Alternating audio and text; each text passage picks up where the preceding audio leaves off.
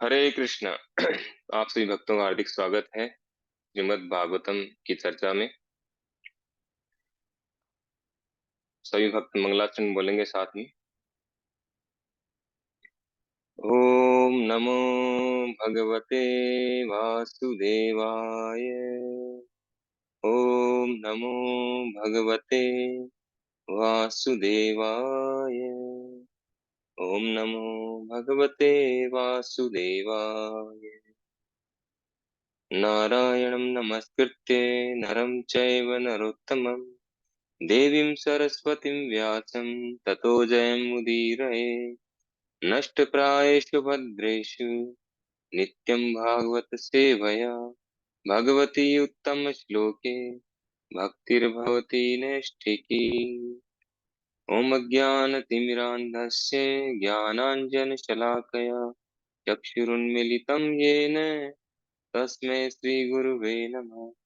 श्रीचैतन्यमनोभीष्टं स्थापितं येन भूतले स्वयं रूप कदा मह्यं ददाति स्वपदान्तिकं। वन्देऽहं श्रीगुरो श्रीयुतपदकमलं श्रीगुरुन् वैष्णवांश्च श्रीरूपं साग्रजातं सहगण रघुनाथान्वितं तं सजीवं साद्वैतं सावधूतं परिजनसहितं कृष्णचैतन्यदेवं श्रीराधा कृष्णपादान् सहगण ललिता श्रीविशाखान्वितांश्च। हे कृष्ण करुणा सिंधु दीन बंधु जगतपते गोपेश गोपिका कांत राधा कांत नमस्तुते। तप्त कांचन गौरांगी राधे वृंदावनेश्वरी वृषभानुसुते देवी प्रणमामि हरिप्रिये। वाञ्छाकल्पतरुभ्यश्च कृपा सिन्धुभ्य च पतितानां पावनेभ्यो वैष्णवेभ्यो नमो नमः। जय श्री कृष्ण चैतन्य प्रभु नित्यानंद श्री अद्वैत गदाधर श्रीवासादि गौर वृंद। हरे कृष्ण कृष्ण कृष्ण हरे हरे हरे राम राम राम हरे हरे। नमो विष्णुपादाय कृष्ण पृष्ठाय भूतले श्रीमते भक्ति वेदांत स्वामिनिति नामिने। नमस्ते सारस्वती देवे गौरवाणी प्रचारिणे निर्विशेष शून्यवादी पाश्चात्य देशकाल।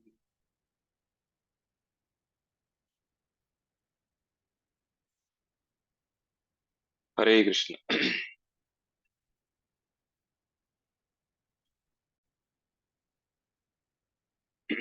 तो लास्ट सेशन में हमने श्रीमद् भागवतम के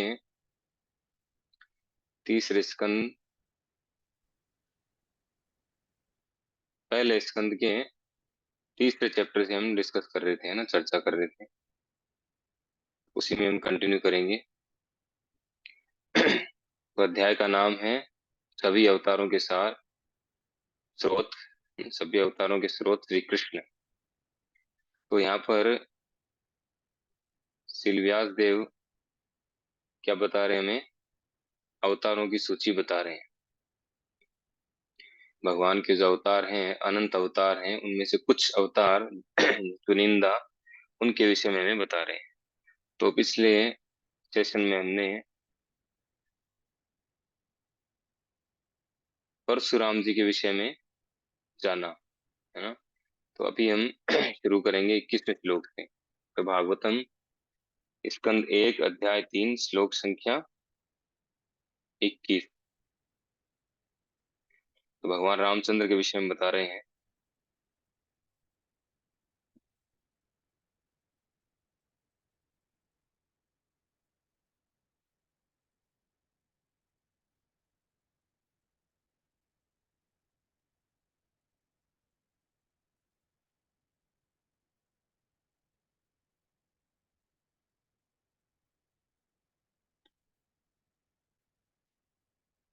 तत सप्तदशे जात सत्यवत्यां पराशरात्।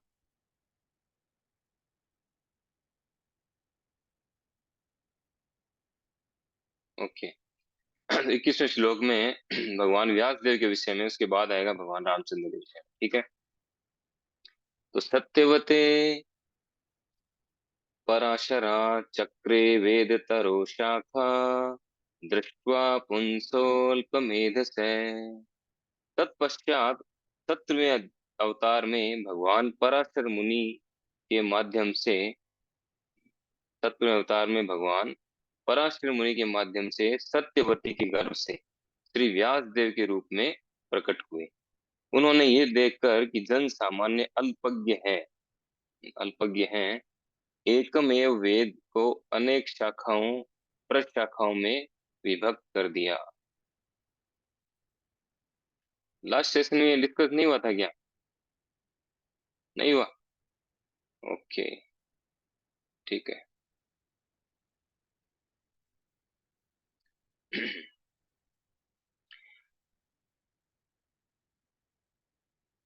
तो तात्पर्य प्रभुपाद जी कह रहे हैं कि मूल रूप से वेद एक हैं, किंतु श्री व्यास देव ने मूल वेद को चार में विभाजित कर दिया, साम यजुर ऋग तथा अथर्व। और तब इन सबकी व्याख्या पुराणों तथा महाभारत जैसी विविध शाखाओं के रूप में की। सामान्य लोगों के लिए वैदिक भाषा तथा विषय अत्यंत कठिन होते हैं। उन्हें केवल अत्यंत बुद्धिमान तथा स्वरूप सिद्ध ब्राह्मण ही समझ सकते हैं। किंतु कलयुग तो अज्ञानी मनुष्यों से भरा पड़ा है। यहाँ तक कि ब्राह्मण पिता से उत्पन्न होने वाली संतान भी वर्तमान युग में शूद्रों या स्त्रियों से श्रेष्ठ नहीं होती। द्विजों अर्थात ब्राह्मणों, क्षत्रियों तथा वैश्यों से ये अपेक्षा की जाती है कि वे सांस्कृतिक शुद्धिकरण की प्रक्रिया अर्थात संस्कार संपन्न करेंगे। किंतु वर्तमान युग के बुरे प्रभावों के कारण तथाकथित ब्राह्मण तथा अन्य उच्च वर्ग के लोग भी सुसंस्कृत नहीं रह गए। वे द्विज बंधु कहलाते हैं, जिसका अर्थ है द्विजों के मित्र तथा परिजन। लेकिन इन द्विज बंधुओं की गिनती शूद्रों तथा स्त्रियों में की जाती है। श्री व्यास देव ने द्विज बंधुओं, शूद्रों तथा स्त्रियों जैसे अल्पज्ञों को ध्यान में रखकर वेदों को विविध शाखा प्रशाखाओं में विभाजित किया। तो 17वें अवतार में भगवान किस रूप में आए? व्यास देव जी के रूप में प्रकट हुए। और व्यास देव जी के रूप में प्रकट होने के पीछे उद्देश्य क्या था उनका? जो वैदिक साहित्य है इसका सरलीकरण करना, क्योंकि द्वापर का एंड होने वाला था और कलयुग प्रारंभ होने वाला था। और कलयुग के लोग जो हैं वो कैसे होते हैं? हाई डिग्रेडेड होते हैं। कलयुग के लोग जो हैं बहुत इंटेलिजेंट हैं, इसीलिए कहा गया है कलयुग के लोगों को अल्प मेधसा कहा गया है। और बहुत ही अल्पज्ञ, कम बुद्धि वाले, और बहुत स्लो होते हैं। मंदासु मंद मतयो मंद भाग्या ही उपद्रता। वो मंद होते हैं और सुमंद मतयो, उनकी मति जो है बुद्धि और ज्यादा मंदी होती है, और ज्यादा कमजोर होती है। किस विषय के प्रति? आध्यात्मिक विषय को समझने के लिए। मोबाइल, कंप्यूटर या टेक्नोलॉजी में तो बहुत एडवांस है। छोटे से बच्चे को मोबाइल दे दो, चला देगा पूरा। लेकिन आध्यात्मिक विषय समझने के मामले में सबसे पीछे। तो आध्यात्मिकता के प्रति, अपने जीवन लक्ष्य के, जीवन के उद्देश्य को जानने के प्रति कलयुग के लोग एकदम मंद हैं। मंद यानी खराब या ढीले, धीमे। और मंद भाग्या, उनका भाग्य भी मंद है। और उपद्रता, वो विचलित रहते हैं, हर समय विचलित रहते हैं, मन उनका कंट्रोल में नहीं है। तो ये कुछ विशेष क्वालिटीज हैं हम लोगों की, कलयुग के लोगों की। तो इस कारण हम लोग वैदिक शास्त्रों को नहीं समझ सकते। तो उन वैदिक शास्त्रों को समझाने के लिए क्या किया व्यास देव जी ने? सबसे पहले उनको उपनिषदों के रूप में उनकी व्याख्या की। वेद थे, एक को पहले चार वेद में डिवाइड किया और फिर उनको उपनिषद, 108 उपनिषद, ऐसे तो ज्यादा है, 4400 या 4600 कुछ है, ये मूल जो है 108 उपनिषद है। तो 108 उपनिषद में इनको डिवाइड किया, उपनिषदों में डिवाइड किया। उपनिषद को भी हम नहीं समझ सकते, बहुत डिफिकल्ट है। तो फिर जो है उनका वेदांत वेदांत सूत्र के रूप में उसकी रचना की, और फिर उसकी और आगे रचना की पुराणों के रूप में, महाभारत पुराण इन सब के रूप में। और जो सारे वेदों का जो सार है, सारे पुराणों का, सारे वेदों का सार क्या है? श्रीमद् भागवतम, जिसको वेदांत सूत्र का भाष्य कहा जाता है, जो एकदम सरल है समझने के लिए, कोई भी व्यक्ति समझ सकता है। तो इसलिए उन्होंने इस तरह से वेदों की जो है, जैसे जैसे कलयुग के लोग डिग्रेडेड होते जा रहे हैं, नीचे गिरते जा रहे हैं, वैसे वैसे उनके लिए कितने नीचे गिरेंगे, आखिर जितने नीचे गिरेंगे उस लेवल, जितने नीचे गिरेंगे ना, उस लेवल तक समझ सकते हैं उस लेवल के व्यक्ति भी। इतना सरलीकरण किया उन्होंने शास्त्रों में। तो यहाँ पे प्रभुपाद जी ने कहा है कि कलयुग क्या है? अज्ञानी मनुष्यों से भरा पड़ा है। आप समझ गए होंगे तात्पर्य में क्या कहना चाहते हैं, इसको समझाने की आवश्यकता नहीं है। क्योंकि शास्त्र जो है वो किसके लिए है? ब्राह्मण, क्षत्रिय, वैश्य, जो सुसंस्कृत परिवारों से हो, सुसंस्कृत हो, संस्कारों का पालन करते हो, संस्कार संपन्न करते हो अपने जीवन में। लेकिन कलयुग का हाल ऐसा है कि कोई भी संस्कार रह नहीं गया है, कोई संस्कार नहीं है। सबसे पहला संस्कार होता है गर्भाधान संस्कार, वही नहीं है। जब शुरुआत में जब बीज डालना है जमीन में, वही वही सही नहीं गया तो सारा खेल खत्म आगे। तो सबसे पहला जो संस्कार है गर्भाधान संस्कार, उसके बारे में नॉलेज नहीं है, उसके बारे में कुछ पता नहीं है, वो फॉलो नहीं हो रहा है, तो आगे का कोई फिर संस्कार फॉलो नहीं होता। वो सब दिखावे के लिए हो रहा है जो भी हो रहा है। केवल दुनिया को दिखाने के लिए। तो इस तरह से व्यास देव जी ने हम पे विशेष कृपा की, और कृपा करके क्या किया? वेदों की 20 शाखाओं, उनको शाखाओं के रूप में डिवाइड किया, उनको इजी किया, हमारे लिए सरल किया। जैसे महाभारत है, तो महाभारत जो है विशेष रूप से बताया गया किन के लिए है? कलयुग के लोगों के लिए। कलयुग के लोग जो हैं, जैसे यहाँ पे लास्ट में बताया गया है, व्यास देव ने द्विज बंधुओं, शूद्रों तथा स्त्रियों जैसे अल्पज्ञों को ध्यान में रखकर वेदों को भी शाखा प्रशाखाओं में विभाजित किया। तो कलयुग में कहा गया है भागवतम में, कलो शूद्र संभवा, कलयुग में सभी शूद्र हैं। तो ये वैदिक शास्त्र जो है, जो श्री व्यास देव जी के द्वारा इतने सरल रूप से समझाए गए हैं, ये हम जैसे लोगों के लिए। फिर है नेक्स्ट, नरदेवत्वम् आपन्न सुरकार्ये चिकीर्षया समुद्र निग्रहादीनि चक्रे वीर्यान्यतः परम। 18वें अवतार में भगवान राजा राम के रूप में प्रकट हुए। उन्होंने देवताओं के लिए मन भावन कार्य करने के उद्देश्य से हिंद महासागर को वश में करते हुए समुद्र पार के निवासी नास्तिक राजा रावण का वध करके अपनी अति मानवीय शक्ति का प्रदर्शन किया। तो यहाँ पर बता रहे हैं कि 18वें रूप में, 18वें अवतार में भगवान किस रूप में आए? भगवान रामचंद्र के रूप में आए। और रामायण के विषय में सब जानते हैं, है ना, भगवान का अवतार क्यों हुआ, उसके पीछे कारण क्या है। रावण जो था, रावण इतना शक्तिशाली हो गया था, उसने ऐसी ऐसी तपस्याएं की, वो तपस्याएं करके शिव जी को प्रसन्न किया। 10 बार जो है अपना सिर काट काट के आहुति दी उसकी। फिर शिव जी जब प्रसन्न हो गए, तो प्रसन्न होने के बाद में वो जो 10 बार सिर काटा था, उसको 10 सिर हो गए उसके। 10 सिर का मतलब ऐसा नहीं 10 सिर एनी टाइम चिपके रहते थे, जैसा मॉडल बनाते हैं ना आजकल वो रावण वाला, वैसा नहीं होता था रावण।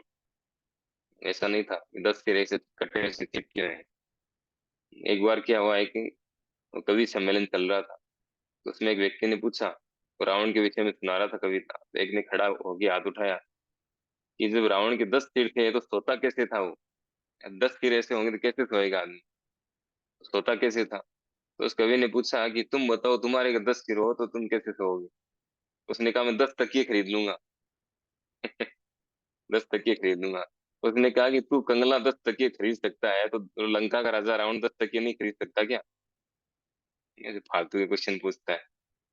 तो कहने का अर्थ है रावण के जो 10 सिर थे वैसे चिपके हुए नहीं थे जैसा हम सोचते हैं, कल्पना करते हैं। उस विशेषता ये थी, एक सिर कट जाएगा दूसरा अपने आप वापस प्रकट हो जाएगा, वो मरेगा नहीं, कंटिन्यूस चलता रहेगा। सिर कटेगा फिर आ जाएगा, सिर कटेगा फिर आ जाएगा, इस तरह से ये विशेषता थी। और उसको कोई मार नहीं सकता था। उसके नाभि कुंड में, नाभि में एक विशेष जो है अमृत कुंड था उसका, वो सूख जाएगा तभी वो मरेगा, ऐसा वरदान था उसके पास। ब्रह्मा जी का स्पेशल वरदान। इस कारण वो मर नहीं पाता किसी से। और दूसरा उसने जो वरदान लिए थे उसमें ऐसा था कि वो न तो देवताओं से मरेगा, न और किसी से मरेगा, न पशुओं से मरेगा, केवल मनुष्य को छोड़ करके वो किसी से नहीं मरेगा। क्योंकि वो सोचता था कि मनुष्य मेरा क्या बिगाड़ लेगा, मनुष्य को वैसे मसल दूंगा, मैं उसका दूध निकाल दूंगा मसल करके, इतना पावरफुल था। सारे देवताओं को, नक्षत्रों को, इन सबको उसने अपने कंट्रोल में कर रखा था, अपने यहाँ नौकर चाकर बना रखा था, सबको सबको काम में लगा रखा। जब हनुमान जी गए थे लंका में तो वहां पर कई, ये शनि देव, जो ये नक्षत्र जो है, इन सबको वहां पे छुड़ाया उन्होंने। सब उनके रावण के बंदी बने हुए, इतना पावरफुल था वो। तो सब उसके कंट्रोल में थे, तो वो सोचता था ये सब तो मेरा कुछ बिगाड़ नहीं सकता, तो मनुष्य क्या बिगाड़ लेगा। तो उसने इस तरह का वरदान मांगा था, इसीलिए भगवान एक मनुष्य के रूप में आकर के उन्होंने मनुष्य रूप में लीला की। एक तो ये कारण था।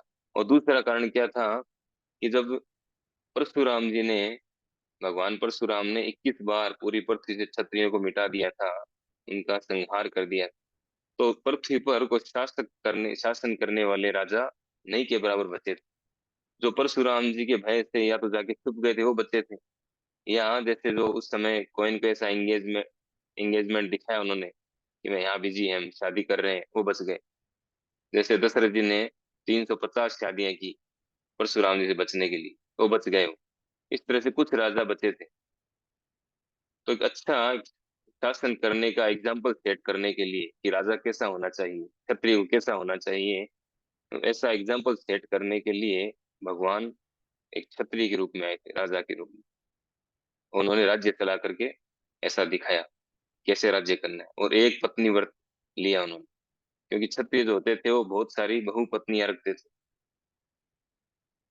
इसलिए उन्होंने एक पत्नी व्रत की। क्षत्रिय को किस तरह से होना चाहिए, किस तरह से रहना चाहिए, किस तरह से राज्य करना चाहिए।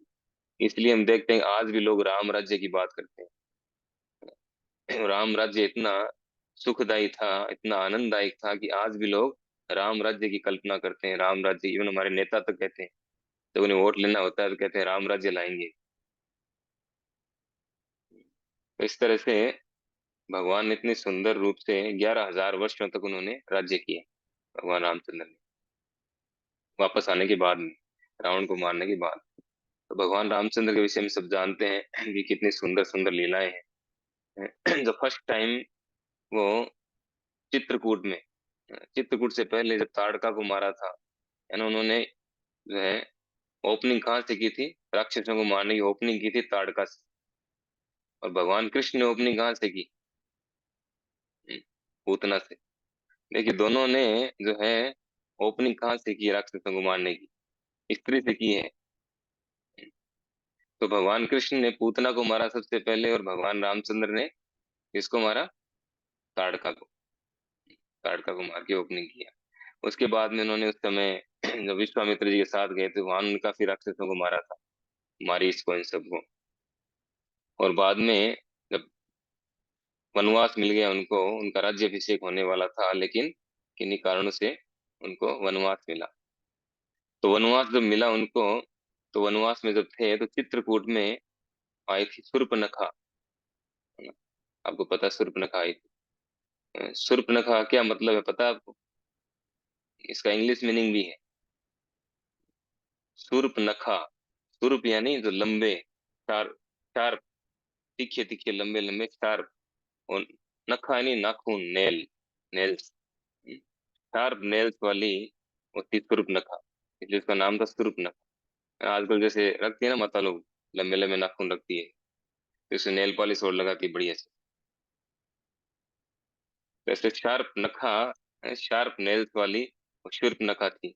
तो वो आई और उसने बहुत अच्छा सुंदर सा अपना रूप बनाया, क्योंकि भगवान राम को देख करके इतना अट्रैक्ट हो गई। वो क्या, जब भगवान रामचंद्र दंडकारण्य से होकर निकले थे, दंडकारण्य एक जंगल है, उससे होकर निकले, तो वहां के जो ऋषि थे वो इतना अट्रैक्ट हो गए भगवान से, उनमें माधुर्य भाव आ गया भगवान के प्रति। तो फिर भगवान ने उनको कहा कि नेक्स्ट नेक्स्ट टाइम जो कृष्ण रूप में आऊंगा, तब तुम्हारी इच्छा पूरी करूंगा। तो वो जो ऋषि थे, वो जब भगवान कृष्ण कृष्ण रूप में आए, भगवान कृष्ण आए स्वयं, तब वो सब ऋषि क्या किस रूप में आए? गोपियों के रूप में। गोपियां भी चार प्रकार की हैं, वो हम आगे कभी डिस्कस करेंगे। तो वो ऋषि जो है वो गोपियों के रूप में आए। वो क्योंकि वो दंडकारण्य में भगवान को देख करके उनके प्रति माधुर्य भाव आया था, तो भगवान ने उनको तथास्तु अंदर से बोल दिया, तथास्तु अगली बार नेक्स्ट टाइम। तो शूर्पणखा जो है वो इतना अट्रैक्ट हो गई भगवान रामचंद्र का रूप देख करके, इतना सुंदर ग्रीन कॉम्प्लेक्स था उनका, वो अट्रैक्ट हो गई। फिर जो वो आई ऑफर लेकर के, भगवान को प्रपोजल दिया शादी का, तो भगवान ने इसको रिजेक्ट कर दिया। भगवान ने कहा कि मेरी तो ऑलरेडी पत्नी है और मैंने एक पत्नी व्रत का वचन ले रखा है।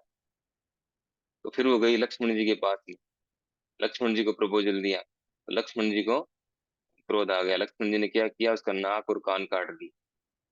फिर जो उसको बहुत क्रोध आया, तो उसने क्या किया, जाकर के और 14,000 राक्षसों को लेकर आई, उसके जो भाई बंधु जो रिलेटिव थे।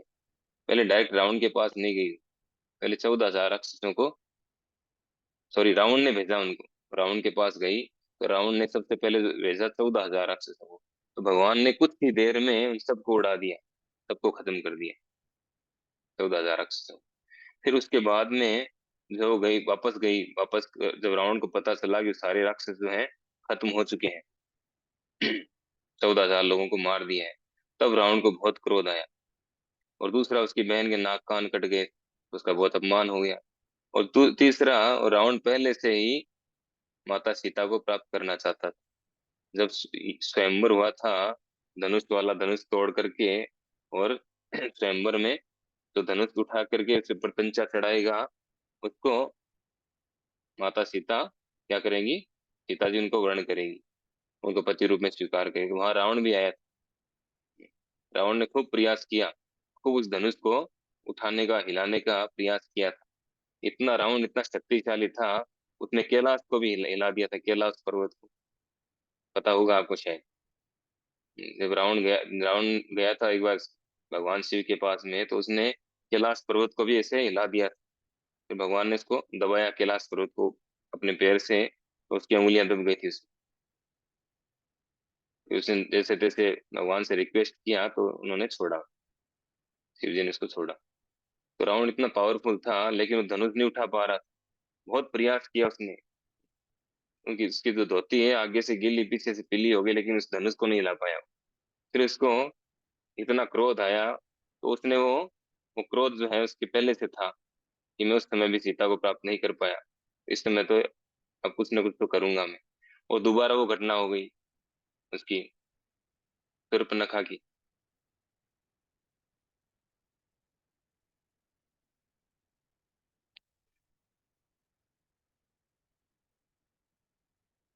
किसने ज्वाइन किया बीच में?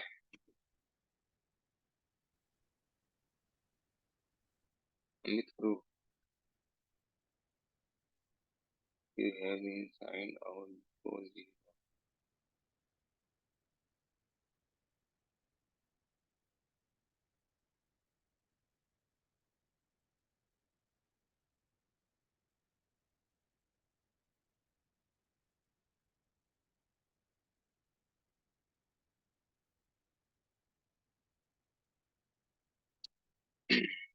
तो फिर जो है उसके बाद पता है आपको क्या हुआ? रावण जो है एक साधु का वेश बनाकर आया, और उसने सीता जी का अपहरण किया। तो उसमें भी बहुत सारे लोगों को कंफ्यूजन होता है कि रावण ने सीता जी का अपहरण कर ली, कैसे कर लिया। कई इस तरह की भी जो पीछे पिक्चर आई थी, वो बहुत तरह की फालतू बातें हुई थी इस तरह की, है ना, सबको पता है। लेकिन उसमें वास्तविकता क्या है? सीता जी जो है वो भगवान की अलादीनी शक्ति है, अंतरंगा शक्ति है। रावण जैसा व्यक्ति या कोई भी दुनिया का व्यक्ति उनको टच नहीं कर सकता है, उनको छू नहीं सकता। वो दिव्य है वो। उनका उनका शरीर, उनमें कोई अंतर नहीं है। जैसे भगवान में उनके शरीर में अंतर नहीं है, वैसे उनमें नहीं, वो दिव्य है। तो उससे पहले ही, क्योंकि भगवान है, भगवान को सब पता है क्या होने वाला है। भगवान ने पहले सारी योजना बना ली थी। भगवान ने अग्निदेव को बुला करके और सीता जी को अग्निदेव को सुपुर्द कर दिया था, और माया सीता को प्रकट किया था। तो रावण जिस सीता को लेके गया था वो थी माया सीता। माया सीता को उठा के लेके गया। इसीलिए जब दोबारा युद्ध के बाद में, रावण को मारने के बाद वापस जब सीता जी को लाए, तो भगवान ने वापस अग्नि परीक्षा करवाई थी। उसके पीछे यही लॉजिक था। ये माया सीता अग्नि में प्रवेश किया और असली सीता वापस बाहर आ गई। ये था वहां पे मेन पॉइंट। उसको लेकर के भी बहुत तरह की बातें करते हैं लोग। वो अग्नि परीक्षा क्यों कराई, ये वो तरह तरह की। तो मूर्ख लोग ऐसी बातें करते हैं, जो शास्त्रों को नहीं जानते, नहीं पढ़ते हैं, और केवल न्यूज़पेपर पढ़ते हैं, और कभी शास्त्र नहीं पढ़ते, गीता भागवत पढ़ते नहीं है। वो इस तरह की फालतू की बातें करते हैं, या भक्तों से सुनते नहीं। तो इस तरह से भगवान ने ये अद्भुत लीलाएं की। तो रावण के विषय में एक विशेष जानकारी यहाँ देते हैं प्रभुपाद जी, कि रावण ने क्या किया था। जैसे कि आज के वैज्ञानिक कर रहे हैं। वैज्ञानिक क्या कर रहे हैं, वो अन्य दूसरे ग्रहों में जाना चाहते हैं, है ना। चांद पर जाकर के वहां प्लॉटिंग करेंगे, मकान बनवाएंगे, बिल्डिंग्स बनाएंगे, महंगे दामों में बेचेंगे, है ना। यहाँ कईयों को प्लॉट बेच चुके हैं। तो इस तरह से चांद पे जाएंगे या मंगल पे जाएंगे, इस तरह की योजनाएं बना रहे हैं, कर भी रहे हैं। चांद पर गए नहीं गए वो तो पता नहीं आज तक किसी को, क्योंकि अगर चला भी गया चांद पे, तो वहां बताएगा कौन कि यही चांद है। वहां पे बोर्ड तो लगा नहीं है, वेलकम ऑन द मून, नहीं लगा ना वहां पे। जैसे हम जयपुर में आते तो लिखा होता है रोड पे कि आपका जयपुर में आपका स्वागत है। वैसे वहां पे लिखा तो है नहीं कि चांद पर आपका स्वागत। तो कौन बताएगा कि तुम चांद पे आए हो, बताएगा कोई? तो जो भी है तो उसी तरह से जैसे आज के हमारे वैज्ञानिक क्या करते हैं, दूसरे ग्रहों पर जाना चाहते हैं, जबकि हमारा ये शरीर वहां रहने के लायक नहीं है, वहाँ ऑक्सीजन नहीं है।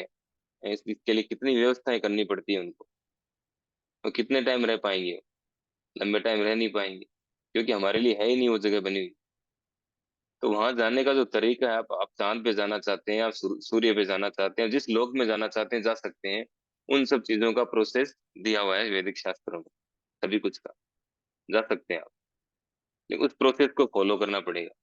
तो उसी जिस तरह से हमारे वैज्ञानिक उस प्रोसेस को फॉलो किए बिना सीधा जाना चाहते हैं वहां पर डायरेक्ट अपने तरीकों से, उसी तरह से रावण भी था।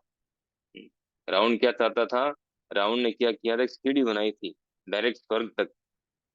पृथ्वी से स्वर्ग पर जाने की एक सीढ़ी बनाई थी, सीढ़ी का निर्माण किया, आविष्कार किया कि मैं लोगों को सीधा ही स्वर्ग भेजूंगा यहाँ से, बिना प्रोसेस फॉलो किए, बिना शास्त्रों का पालन किए, बिना पुण्य कर्म अर्जित किए।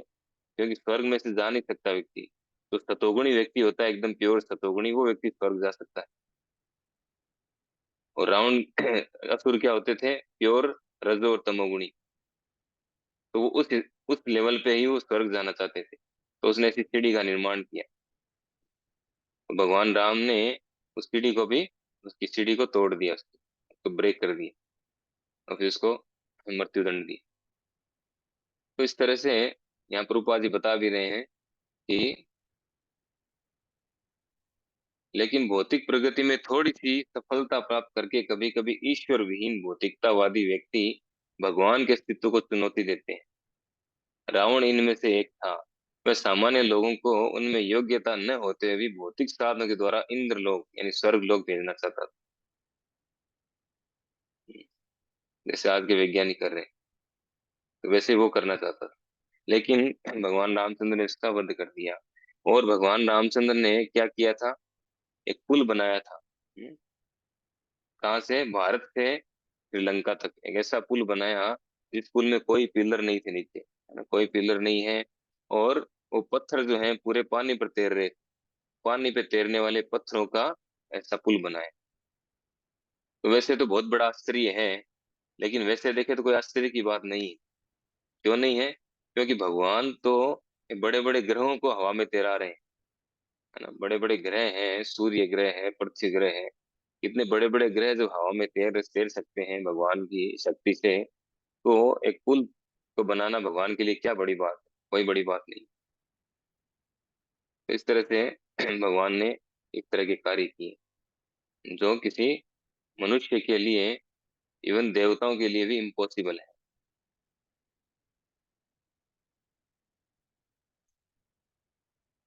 एकोनविंशे विंशति में वृष्णेषु प्राप्य जन्मनि रामकृष्णाविति भुवो भगवान भगवान हरहत भरम भरम। 19वें तथा 20वें अवतारों में भगवान वृष्णि वंश में यदुकुल में भगवान बलराम तथा भगवान कृष्ण के रूप में अवतरित हुए, और इस तरह उन्होंने संसार के भार को दूर किया। इस श्लोक में भगवान शब्द विशिष्ट उल्लेख है। भगवान शब्द का विशिष्ट उल्लेख ये संकेत करता है कि बलराम तथा कृष्ण भगवान के आदि रूप है। इसकी अधिक व्याख्या आगे की जाएगी, जैसा कि हम इस अध्याय के प्रारंभ में देख चुके हैं। भगवान कृष्ण पुरुष से आए हुए अवतार नहीं है, वे साक्षात परमेश्वर हैं, और बलराम भगवान के प्रथम पूर्णांश हैं। बलदेव से आगे पूर्णांशों की श्रृंखला इस प्रकार विस्तार होता है श्रृंखला का। वासुदेव संकर्षण अनिरुद्ध प्रद्युम्न। भगवान श्री कृष्ण वासुदेव हैं और बलदेव संकर्षण है। तो यहाँ विशेष बात क्या बता रहे हैं, 1920 अवतार में भगवान बलराम और भगवान कृष्ण के रूप में अवतरित हुए, और उन्होंने क्या किया, संसार के भार को दूर किया। जब जब भगवान कहते हैं ना उसमें, गीता में, यदा यदा ही धर्मस्य ग्लानिर्भवति भारत है, जब जब धर्म की हानि होती है तब तब मैं प्रकट होता हूँ, मैं अवतार लेता हूँ धर्म की पुनः स्थापना के लिए। और और क्या उद्देश्य उनका है, अपने भक्तों की रक्षा करने के लिए, दुष्टों का विनाश करने के लिए। धर्म संस्थापनार्थाय संभवामि युगे युगे। तो इस तरह से भगवान प्रकट होते हैं इन विशेष उद्देश्यों को पूरा करने के लिए। यद्यपि उनके लिए असुरों को मारना कोई बड़ी बात नहीं, सारी भौतिक प्रकृति उनके नियंत्रण में है। वो वहां सोचे, अगर विचार भी करें ना कि सारे असुर मर जाएं, इतने में सारे असुर मर जाएंगे, उनको यहाँ आने के लिए, आने की, अवतार लेने की कोई आवश्यकता नहीं। लेकिन यहाँ आकर के लीलाएं करते हैं, अवतार लेते हैं, ताकि हम जैसे लोगों को उनकी लीलाओं को सुनने का अवसर प्राप्त हो। क्योंकि गोलोक में जो उनकी लीलाएं चलती हैं, वो तो यहाँ पे, उसकी न्यूज यहाँ पे नहीं आती। तो वहां से यहाँ का कनेक्शन ऐसा नहीं है कि वहां की न्यूज यहाँ पे हमें मिल जाए। यहाँ जो होता है कार्यक्रम, उसकी न्यूज हमें मिल सकती है। गोलोक वृंदावन में, वैकुंठ लोकों में जो लीलाएं चल रही है भगवान की, निरंतर चलती है, नॉन स्टॉप, तो वो लीलाओं की न्यूज जो है हमें नहीं मिलती है। इसीलिए भगवान यहाँ आकर के लीलाएं करते हैं, ताकि हम लोगों को लीलाएं लीलाएं सुनने सुनने का अवसर मिले, पढ़ने का, सुनने का। इसीलिए आते हैं भगवान। और वो लीलाएं सुनने से क्या होगा, वो लीलाएं सुनने से नष्ट प्रायेषु भद्रेषु नित्यम भागवत सेवया भगवती उत्तम श्लोके भक्तिर्भवति नष्टि तदा रजस्तमो भावो काम लोभादयश्च चेतनाविद्धम स्थित्य सत्य प्रसिद्धति। तो वो लीलाएं सुनने से हमें सारे कलमश से मुक्त होकर के उनके धाम जाने के योग्य बन सकते हैं, दूसरा कोई उपाय नहीं। तो इसीलिए भगवान यहाँ पर आते हैं। भगवान हमारा भला चाहते हैं, वो हमसे प्रेम करते हैं, इसलिए आते हैं। तो एक और विशेष बात बता रहे हैं कि एक तो यहाँ पर ज्यादा डिटेल नहीं कर रहे हैं रूपा जी, क्योंकि आगे विस्तार से वर्णन आएगा, इसलिए। दूसरा, यहाँ पे कह रहे हैं कि बाकी जो अवतार होते हैं भगवान के, वो सारे अवतार पुरुष अवतार के द्वारा प्रकट होते हैं, उनके थ्रू प्रकट होते हैं। जो क्षीरोदक्षाई विष्णु है, उनके थ्रू प्रकट होते हैं, जो क्षीर सागर में रहते हैं, ब्रह्मांड के टॉप में। लेकिन कृष्ण, श्री कृष्ण जो है वो डायरेक्ट आते हैं, क्योंकि वे अवतार नहीं, वे अवतारी हैं, सारे अवतारों के स्रोत हैं, अवतारी। ईश्वर है, परम है कृष्ण। इसलिए वो पुरुष अवतार के थ्रू नहीं आते। पुरुष अवतार कौन से हैं? कारणोदक्षाय विष्णु, गर्भोदक्षाय विष्णु और क्षीरोदक्षाय विष्णु। तो भगवान इनके थ्रू नहीं आते, डायरेक्ट आते हैं। फिर आगे श्रृंखला बता रहे हैं कि भगवान कृष्ण के पहले जो विस्तार हैं, वो कौन है? बलराम जी हैं, बलदेव जी। फिर उनसे, बलराम जी से फिर वासुदेव, संकर्षण, अनिरुद्ध, प्रद्युम्न, इस तरह से विस्तार करते हैं। इस तरह से अनंत जो है विस्तार है। तो तीनों पुरुष अवतार हैं, वो आगे फिर संकर्षण के द्वारा होते हैं, जो भगवान का एक रूप है। तो भगवान कृष्ण डायरेक्ट आते हैं। और कब आते हैं? भगवान कृष्ण ब्रह्मा जी के एक दिन में एक बार आते हैं। ब्रह्मा जी का एक दिन यानी 12 घंटे वो होते हैं 430 करोड़ वर्षों के बराबर, हमारे 430 करोड़ वर्षों के बराबर होते हैं, यानी 4 अरब 30 करोड़।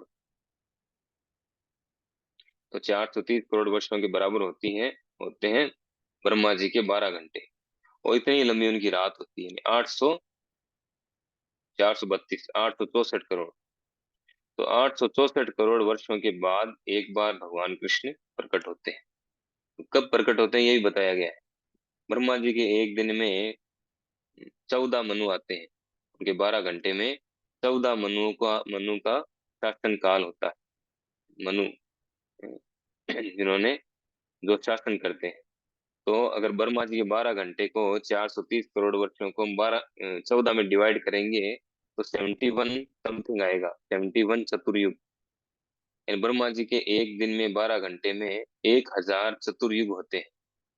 या दिव्य युग बोल दो या चतुर्युग बोल। चतुर्युग यानी सत्य, त्रेता, द्वापर, कली, ये चारों का मिलाएंगे, चारों को एक करेंगे तो इसको बोलते हैं चतुर्युग। तो ये 1000 बार रोटेट होता है, 1000 टाइम्स रोटेट होता है, तब ब्रह्मा जी के 12 घंटे बीतते। तो इन 1000 में आप 14 से डिवाइड करेंगे 1000 को, तो 71 पॉइंट समथिंग आएगा। इतना टाइम होता है, इतने समय तक एक मनु का शासन काल होता है। तो इस तरह से जब 6 मनु का शासन काल बीत जाता है, ब्रह्मा जी का दिन शुरू होता है और 6 मनु का शासन काल चला जाता है, उसके बाद 7वें मनु का जो शासन काल आता है, समय आता है, उस समय 7वें मनु के और मनु का जो शासन काल होता है उसको मनवंतर बोलते हैं। मनवंतर। तो मनु के शासन काल में, उस मनवंतर में जो 28वां चतुर्युग होता है, 28, उस 28वें चतुर्युग के द्वापर युग में श्री कृष्ण प्रकट होते हैं। ब्रह्मा जी के एक दिन में, 7वें मनवंतर में, 28वें चतुर्युग के द्वापर युग में भगवान श्री कृष्ण प्रकट होते हैं, ये बताया गया। तो इस तरह से भगवान श्री कृष्ण एक बार आते हैं ब्रह्मा जी के एक दिन में, यानी 864 करोड़ वर्षों में एक बार। बाकी सारे जो अवतार हैं वो सब आते रहते हैं अलग अलग युगों में। इस तरह से बताया गया शास्त्र में। तो भगवान श्री कृष्ण और बलराम जी की लीलाएं से तुम सब पता है, हम सबको है? कितनी जबरदस्त लीलाएं उनकी।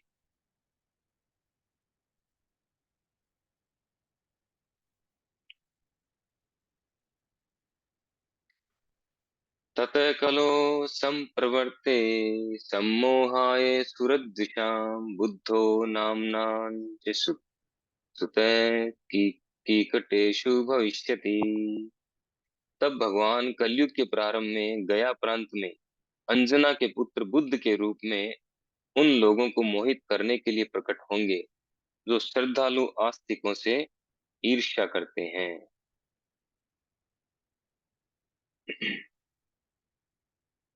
तो भगवान किस रूप में आएंगे, ये भविष्यवाणी कर रहे हैं, है ना? ये जब भागवतम लिखा गया, भागवतम को लिखा, उसमें उन्होंने भविष्यवाणी की कि प्रकट होंगे, है ना, जो श्रद्धालु आस्तिकों से ईर्ष्या करते हैं। भगवान बुद्ध कहाँ प्रकट होंगे? कलयुग के प्रारंभ में गया प्रांत में, यानी बिहार में गया प्रांत है, और अंजना के पुत्र के रूप में प्रकट होंगे। ये पूरा एड्रेस बता दिया गया है, कहाँ होंगे, कैसे होंगे, कौन माता पिता होंगे, सब कुछ।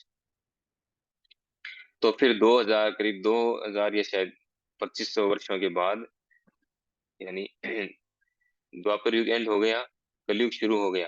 तो कलयुग शुरू होने के शायद 2-2500 वर्षों के बाद में भगवान बुद्ध के रूप में प्रकट हुए थे। या अभी जैसे 5000 वर्ष बीत चुके हैं, 5250 के लगभग, है ना, 5250 के लोग बीत चुके हैं। तो इसमें से करीब 2500 वर्षों के पूर्व भगवान बुद्ध प्रकट हुए थे।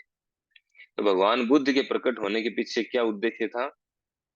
क्योंकि उस समय क्या हुआ था कि महाभारत का युद्ध हुआ, तो उसमें करोड़ों लोग मारे गए। और उसके बाद में यद्यपि वापस से पांडवों ने शासन किया, काफी समय अच्छा चला, समय बहुत अच्छा शासन काल चला।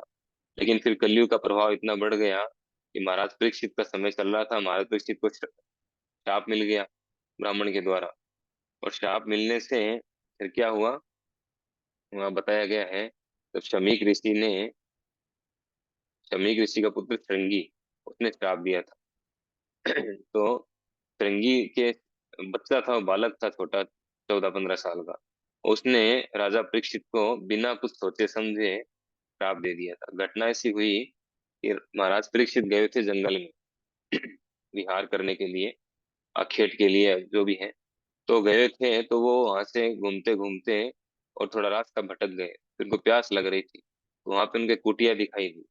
उस कुटिया में जब वो गए तो वहां देखा है कि ऋषि बैठे हैं, शमीक ऋषि बैठे हैं, और वो समाधि में। उनको जबरदस्त प्यास लगी थी, और प्यास इतनी तेज लगी थी वो कुछ सोच नहीं पा रहे थे, हैं? जब हमें भी इतनी ज्यादा प्यास लगती है, पानी काफी देर मिलता नहीं, तो क्या होता है, हैं? जो सही कई बार डिसऑर्डर होने लग जाता है, माइंड डिसऑर्डर, सही डिसीजन नहीं ले पाते। तो ऐसी स्थिति हो रही थी, तो उन्होंने क्या किया, कई बार जब बोले कोई जवाब नहीं आया, तो ध्यान में बैठे थे ऋषि, तो उनको थोड़ा क्रोध आ गया। तो उन जब बाहर निकले, तो बाहर कुटिया के बाहर एक मरा हुआ सांप पड़ा था, तो उन्होंने उसको उठा करके उनके गले में डाल दिया। तो फिर उधर जो है उनका बेटा नदी में स्नान कर रहा था अपने मित्रों के पास, मित्रों के साथ। तो किसी ने वहां पर न्यूज पहुंचाई कि इस तरह से कोई व्यक्ति आया आपकी कुटिया में, ऐसा किया। तो वो उस बालक को क्रोध आया, और उसने वहीं से बिना सोचे समझे श्राप दे दिया, ये जो जिस राजा ने ऐसा किया है, उसकी 7वें दिन तक्षक नाग उसको डसेगा, मृत्यु हो जाएगी। इस तरह से श्राप दिया। तो उसके बाद में, उस 7 दिन के बाद उनको उसमें भागवत सुनी उन्होंने, वो आगे चर्चा करेंगे। फिलहाल तो यह है कि उनकी फिर वो चले गए, तो जन्मेजय को अपना राज्य अधिकार दे के चले गए, उत्तराधिकारी बना के अपने पुत्र जन्मेजय को। तो उसके बाद में जो है कलयुग पूरा एंड हो गया, एंड के बाद में कलयुग के शासक आ गए। तो कलयुग की स्थिति खराब थी एकदम से। तो कलयुग में तो आपको पता है क्या होता है, जब कलयुग आया था, तो उसने परीक्षित महाराज से कहा कि मेरा समय शुरू हो चुका है। तो परीक्षित महाराज ने कहा कि तुम मेरे शासन काल में नहीं रह सकते, तुम्हारी जगह नहीं है। तो उसने कहा, तो विधि का विधान है, मैं क्या करूं, मेरा टाइम शुरू हो चुका है कलयुग का, तो मुझे मेरा शासन काल आ चुका है, तो आप मुझे ऐसे नहीं कर सकते, मुझे मेरा अधिकार दीजिए। तो उन्होंने कहा ठीक है, मैं तुम्हें 4 स्थान देता हूँ, वहां तुम रह सकते हो। तो 4 स्थान कौन से दिए? जहाँ मांसाहार किया जाता है, जहाँ जुआ खेला जाता है, जहाँ व्यभिचार होता है, और जहाँ नशा किया जाता है। तो इस तरह से 4 स्थान कली को प्रदान किए। फिर कली ने पूरा सर्च किया उनके राज्य में, पूरी पृथ्वी पे उनका राज्य था, पूरा सर्च करके आया, उसको कहीं पे जगह नहीं मिली। ये सारे कार्य जो है उनके राज्य में होते नहीं थे, नहीं के बराबर। तो वापस कली आकर के उसने कहा कि महाराज मुझे तो कहीं जगह मिल ही नहीं रही, मुझे कहीं स्थान नहीं मिल रहा है, मुझे कोई स्थान और भी दीजिए, 5वां स्थान और दीजिए। तो आपके राज्य में ऐसा कुछ है नहीं, मैं कहाँ रहूं, बताइए। तो फिर जो है, तो मेरा कार्य कैसे स्टार्ट करूं, मैं मेरा बिजनेस कैसे शुरू करूं? तो फिर जो है उन्होंने कहा ठीक है, एक जगह और है, कहा जहाँ सोना हो, स्वर्ण, जब बहुत आयात क्वांटिटी में, या जहाँ सोना होगा, स्वर्ण होगा, वहां पे तुम निवास कर सकते हो। इस तरह से उनको ये 5 जगह दी कलयुग। तो फिर जो है कलयुग का राज्य आ गया। कलयुग के राज्य के कारण जबरदस्त चारों तरफ ये गलत कार्य होने लग गया। फिर ऐसी स्थिति आ गई कि लोगों ने क्या किया, वैदिक आदेशों का बहाना लेकर के, क्योंकि वैदिक शास्त्रों में कहा गया है पशु बलि के लिए कुछ ऐसे विशेष यज्ञ होते हैं, जैसे अश्वमेध यज्ञ। अश्वमेध यज्ञ में क्या होता है, घोड़े की बलि दी जाती है। उसके बाद में और भी कई तरह के यज्ञ होते हैं। कुछ ऐसे यज्ञ भी थे जिसमें गाय की भी बलि दी जाती थी, गाय यानी उसकी बैल की, उसकी बलि दी जाती। इस तरह से कई ऐसे यज्ञ होते थे जिनमें पशुओं की बलि दी जाती थी, लेकिन उसमें कुछ कंडीशन होती थी। उस समय के जो लोग होते थे वो बलि ऐसे नहीं कि वो अपनी मन मर्जी से चलते थे, ऐसा नहीं था। वो बलि देने के पीछे उद्देश्य क्या होता था कि वो एक ट्रायल करते थे, एक्सपेरिमेंट। एक्सपेरिमेंट क्या करते थे कि उसको, वो उनके मंत्रों में कितनी शक्ति है, वो उस, और वो जो बलि दी जाती थी, बूढ़े पशु की बलि दी जाती थी, और उस पशु को उससे एडवांस योनि, पशु से मनुष्य योनि या देव योनि प्राप्त हो, इस तरह की शक्ति होती थी उन पंडितों में, उन ब्राह्मणों में जो बलि दिलवाते थे यज्ञ में। उनमें ऐसी शक्ति होती थी उनके मंत्रों में कि उस पशु को मरने के बाद में उसको तुरंत जो है दूसरा दिव्य शरीर प्राप्त हो, देवता का शरीर प्राप्त हो या मनुष्य का शरीर प्राप्त हो, उसे ऊपर की योनि में जाए। इस तरह का विधान था। तो ये शक्ति होती थी। लेकिन हुआ क्या कि लोगों ने उस चीज को तो इग्नोर किया, और केवल शास्त्रों में लिखा गया बलि दे सकते हो, तो बलि देना शुरू कर दिया अपनी जीवा के टेस्ट के लिए। और जैसे कि बताया गया शास्त्र में कि कोई मांसाहार करना चाहता है, उसके लिए क्या विधान बताया गया है, वो देवी काली के समक्ष अमावस्या के दिन देवी काली के समक्ष बूढ़े किसी वृद्ध पशु की बलि दे सकता है। और बलि देते समय उसके कान में एक मंत्र बोलना होता है। उस पशु के कान में एक मंत्र बोलना होता है। उस मंत्र का मीनिंग क्या होता है कि मैं तुम्हें मार रहा हूँ, मार के खा रहा हूँ, अगली बार तुम मुझे मार के खाओ। ये मंत्र बोलना होता है। फिर पूरा प्रोसेस अगर कोई फॉलो करेगा तो मांसाहार करना अपने आप बंद कर देगा। तो इस तरह के प्रोसेस है शास्त्रों में, सभी के लिए नहीं है जो मांस खाना छोड़ नहीं सकते। जैसे रूपा जी एग्जाम्पल देते थे कि जैसे कुछ लोग होते हैं समाज में जो शराब पीना नहीं छोड़ सकते, है ना, शराब पीते हैं और शराब पीना छोड़ नहीं सकते, उनकी कमजोरी बन चुकी है। तो गवर्नमेंट क्या करती है, ऐसे लोगों के लिए शराब की दुकानें खुलवाती है, विशेष व्यवस्था करती है कि तुम यहाँ आओ और यहाँ बैठ करके शराब पियो। इतने बजे तक का टाइम है, इस इतने बजे से इतने बजे खुली रहेगी, रात को 8 बजे के बाद खुली नहीं रहेगी, जैसे अपने जयपुर में है। लेकिन अब ऐसा हो गया है कि गवर्नमेंट को इससे इनकम होने लग गई है बहुत ज्यादा। तो गवर्नमेंट देख रही है इसको बिजनेस बना लो, तो जगह जगह पे, जगह हर कोने पे शराब की बड़ी बड़ी दुकानें खोल दी। तो गवर्नमेंट ऐसी हो गई है। तो कहने का अर्थ है पहले इससे सिस्टम था, एक लोगों को कंट्रोल करने का एक सिस्टम है। तो लोगों ने क्या किया, उस सिस्टम को ब्रेक करके और अपने हिसाब से अपने टेस्ट के लिए, स्वाद के लिए मांसाहार करना शुरू कर दिया। जबरदस्त हिंसा शुरू हो गई यज्ञों के नाम पर। तब भगवान आए बुद्ध के रूप में, और बुद्ध के रूप में आकर के उन्होंने क्या किया, लोगों से कहा कि शास्त्रों में जो ये बात कही गई है इसको नहीं मानना है, इसको छोड़ो, इन सब चीजों को छोड़ो, और अहिंसा परमो धर्म है, अहिंसा ही परम धर्म है। उन्होंने बढ़िया से मोटिवेशनल उनको लेक्चर्स दिए, समझाया उनको कि मांसाहार करने के क्या क्या नुकसान है। इस तरह से उनको समझाया तो लोग समझ गए। और किन को समझाया, कौन लोग थे ऐसे, जो नास्तिक प्रवृत्ति के लोग थे। ऐसा नहीं कि सारे लोग ऐसे हो गए थे, लेकिन ज्यादातर हो गए थे। कुछ लोग धार्मिक प्रवृत्ति के भी थे, तो उनको तो क्या समझाने की आवश्यकता है। जो नास्तिक प्रवृत्ति के लोग थे, जो पशु वध करके यज्ञों के नाम पर उसका गलत एडवांटेज ले रहे थे, डिसएडवांटेज लेकर के उनको अपनी जीवा की तुष्टि के लिए पशुओं का वध कर रहे थे। तो ऐसे नास्तिक लोगों को उन्होंने क्या किया, अपनी ओर आकर्षित किया। यद्यपि शास्त्रों के अनुसार भगवान बुद्ध का जो उन्होंने चलाया, अहिंसावाद चलाया था, ये धर्म, बुद्ध धर्म, ये नास्तिकवाद की कैटेगरी में आता है। एक तरह से नास्तिक धर्म। नास्तिक धर्म क्यों, क्योंकि वो वेदों का विरोध करते हैं। और वेदों का, जहाँ वेदों को हटा दिया जाता है वहां समझो नास्तिकवाद है। क्योंकि सारा नॉलेज जो है शास्त्रों का जो सारा नॉलेज है, धर्म का सारा नॉलेज, वो कहाँ से आएगा? वैदिक शास्त्रों से आएगा। और जब वैदिक शास्त्रों को अगर हटा दिया जाए तो फिर कुछ नहीं बचेगा। इसलिए वो एक तरह से नास्तिकवाद की कैटेगरी में आता है। लेकिन अल्टीमेटली जो है, वो क्या था इसमें, गोल क्या था उनका? क्योंकि भगवान बुद्ध जो है, बुद्ध रूप में आए, वो स्वयं भगवान है। अगर उनके प्रति कोई आकर्षित हो रहा है तो भगवान के प्रति आकर्षित हो रहा है। कि उनका उद्देश्य शास्त्रों को पूरी तरह से हटाना नहीं था। उनका उद्देश्य क्या था? शास्त्र में जो बात कही गई है उसको हटाना, उससे उनको अलग करना। इस बात का मीनिंग ये नहीं, इस बात का मीनिंग ये है, ये समझाने के लिए। तो इस तरह से उन्होंने उन लोगों को अपनी ओर आकर्षित किया, अट्रैक्ट किया, विशेष कृपा की उन्होंने। वो अपने अपने ओर और श्रद्धालु बनाया उनको।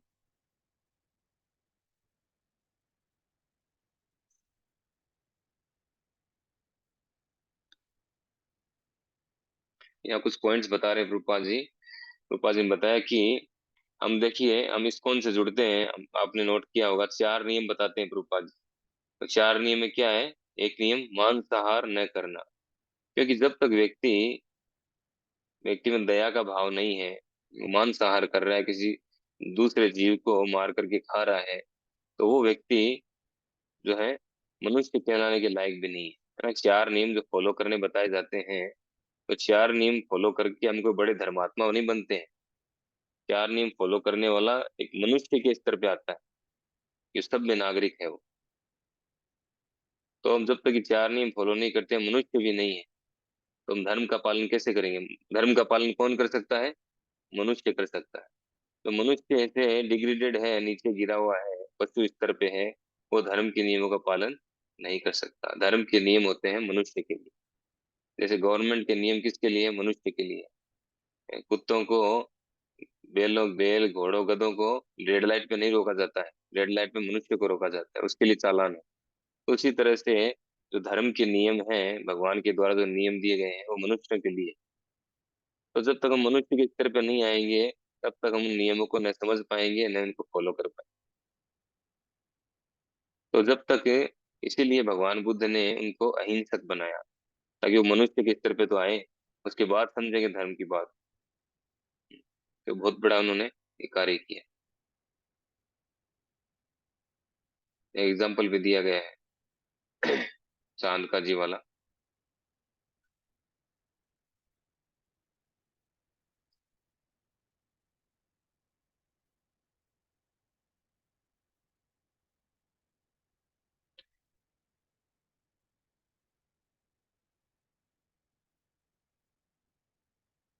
तो यहाँ प्रभुपाद जी लास्ट में कह रहे हैं कि हमें प्रसन्नता है कि लोग भगवान बुद्ध के अहिंसा आंदोलन में रुचि ले रहे हैं, लेकिन क्या वे इसे गंभीरता पूर्वक लेंगे और पशुओं के कसाई घरों को एकदम बंद कर देंगे? यदि ऐसा नहीं होता तो अहिंसा संप्रदाय का कोई अर्थ नहीं है। क्योंकि शायद अभी तो ऐसी हालत है शायद, कि जो वो बौद्ध धर्म को पालन करने वाले हैं, शायद वो खुद मांसाहार करते होंगे। ऐसा कुछ है, मैंने कुछ सुना था इस विषय में।